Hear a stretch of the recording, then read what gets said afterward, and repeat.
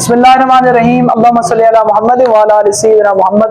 आप देख रहे हैं अवान मिक्स न्यूज़ चैनल और मैं हूं खुर्रम महमूद। जैसा कि आप जानते हैं कि हमने 10वीं क्लास के न्यूमेरिकल स्टार्ट किए हुए हैं, तो इसका आज 10.6 न्यूमेरिकल करते हैं।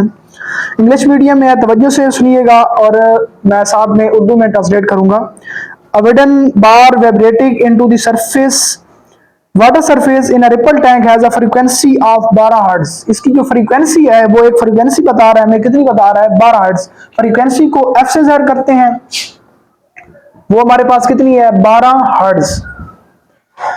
इसके बाद the resulting wave has a wave length of 3 centimetre. Wave length जो है वो 3 सेंटीमीटर है। वेव लेंथ को इस तरह ज़ाहिर करते हैं, वो कितनी है, 3 सेंटीमीटर।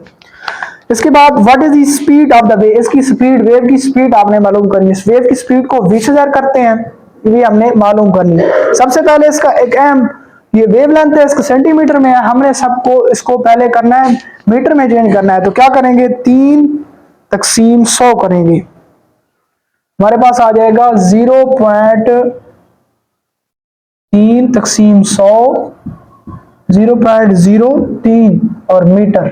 ये हमारे पास आ गई वेव लेंथ। v बराबर होता है f फ्रीक्वेंसी और ये वेव लेंथ के। ये आपने फॉर्मूला याद करना है। फ्रीक्वेंसी हमारे पास कितनी है, 12 है, और साथ वेव लेंथ कितनी है, 0.03। इन दोनों को आप ज़रब दें,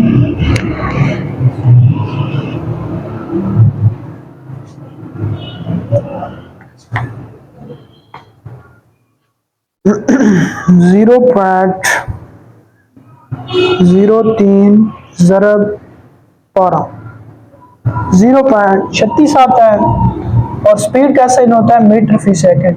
आपने ये फार्मूला याद रखना है, बहुत ही अहम तरीन फार्मूला है। v बराबर है f wave length, f frequency है, वेव लेंथ ये वेव लेंथ है। इसको मीटर में हमने चेंज किया, इसको दोनों को हमने ज़रब दिया और इसका ऐसा यूनिट होता है मीटर फी सेकंड।